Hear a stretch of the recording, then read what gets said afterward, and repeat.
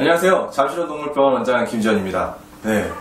오늘은 여러분께 고양이를 처음 맞이할 때 필요한 것들에 대해서 소개를 해드릴 건데요.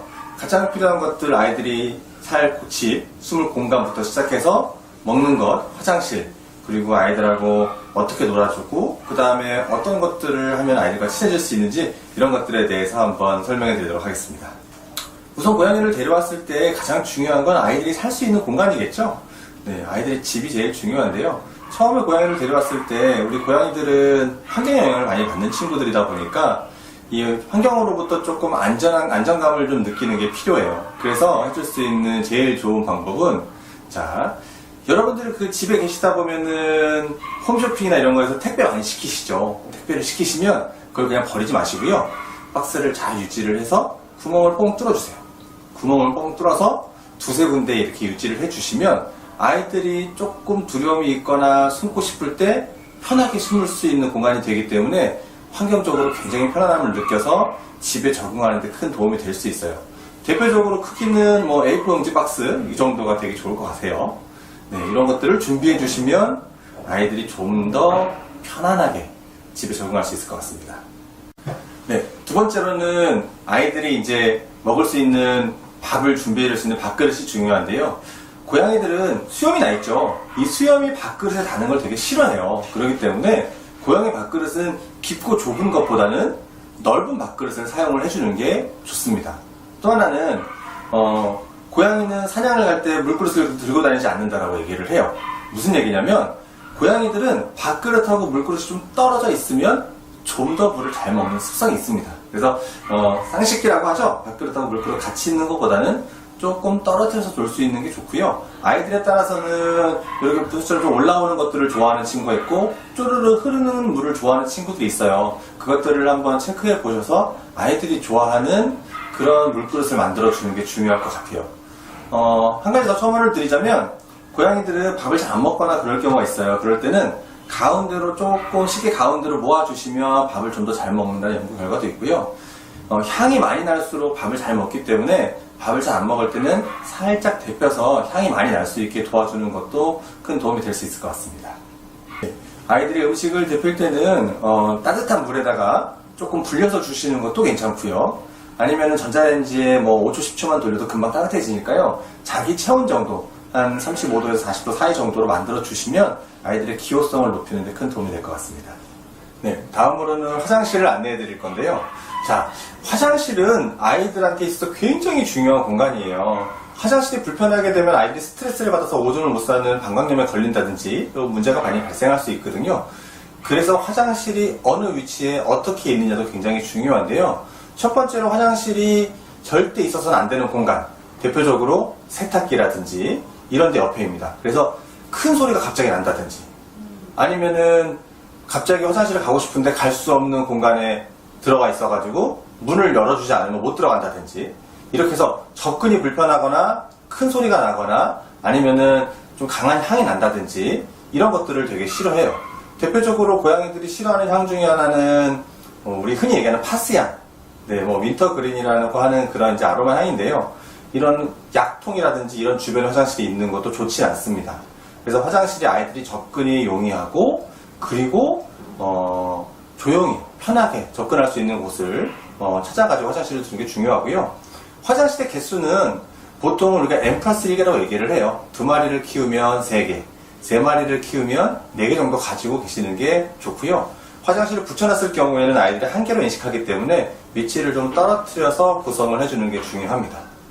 그리고 화장실은 우리 이제 그 모래사부로 펴가지고 이 오줌 싸거나 똥 싸거나 하면 그걸 치워주시죠. 근데 요거를 아침 저녁으로 좀 치워주시고 일주일에 한 번은 모래를 싹 비워서 깨끗이 씻어서 일광소독을 해주시는 게 중요합니다.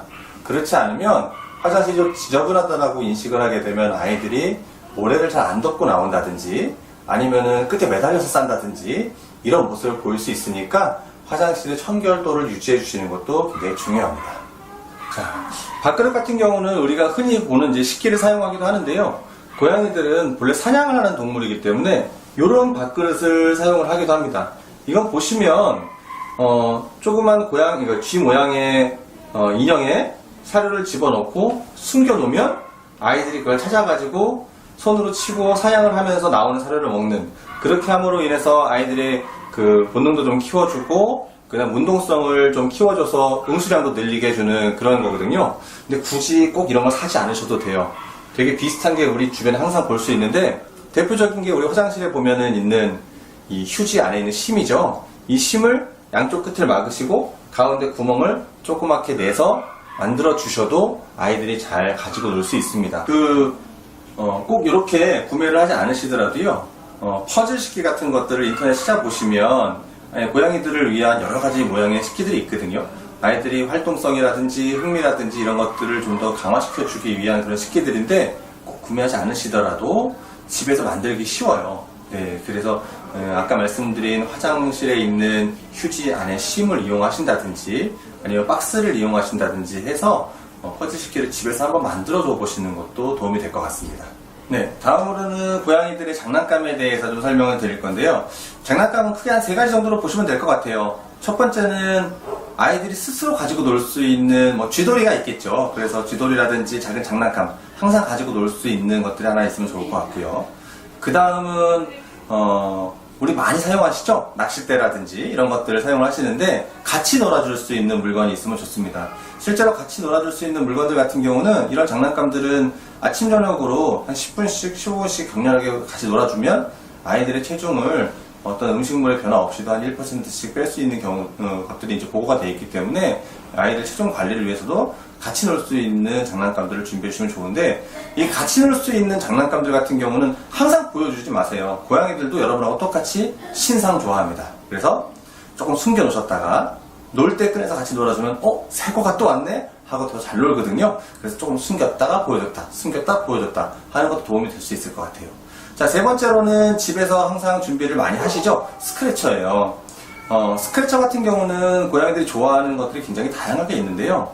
조금 사용을 해보셔야 돼요. 어떤 부분이냐면, 바닥에 놓는 걸 좋아하는 아이들도 있고, 벽에다 붙여놓는 걸 좋아하는 아이들도 있고, 모서리에 있는 걸 좋아하는 아이들도 있어요. 그래서 어디다 놨을 때 제일 잘 노는지를 한번 체크를 해보시면 좋을 것 같고요.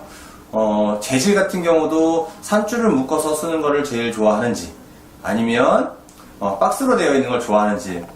한 예를 들면 길에 있던 고양이를 구조해서 오시면요, 이 친구들은 박스로 스크래치를 많이 해봤기 때문에 그 박스를 훨씬 더 좋아하기도 하거든요.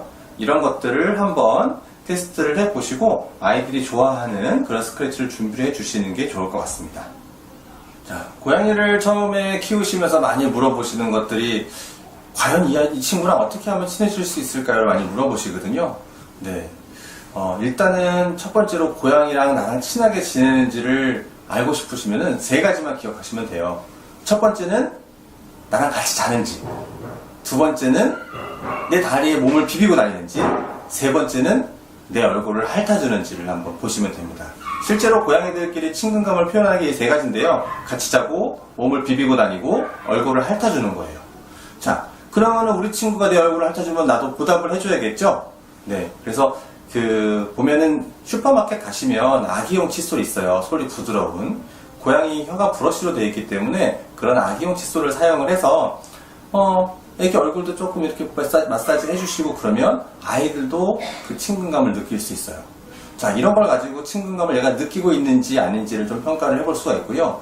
어떻게 하면 좀 더 친하게 지낼 수 있느냐라는 걸 많이 물어보시는데, 일반적으로 고양이들은 사회화 시기라는 게 있어요. 그래서 가장 사회화 시기가, 그러니까 가장 친근감을 많이 향상시킬 수 있는 시기는 태어나서 2주에서 9주, 10주 이 정도입니다. 길게는 13주 이렇게 얘기를 하는데, 물론 그 다른 시기에도요, 그 이외의 시기에도 친근감은 고조될 수 있어요. 하지만 이 시기가 이렇게 가장 왕성하게 이루어지는 시기이기 때문에 혹시라도 어린 아이를 집에 데려오셨다면 이 시기 때 많이 놀아주시고, 많이 안아주시고, 마사지도 많이 해주시고 하면 좀 더 친한 관계를 유지해 주실 수 있을 것 같아요.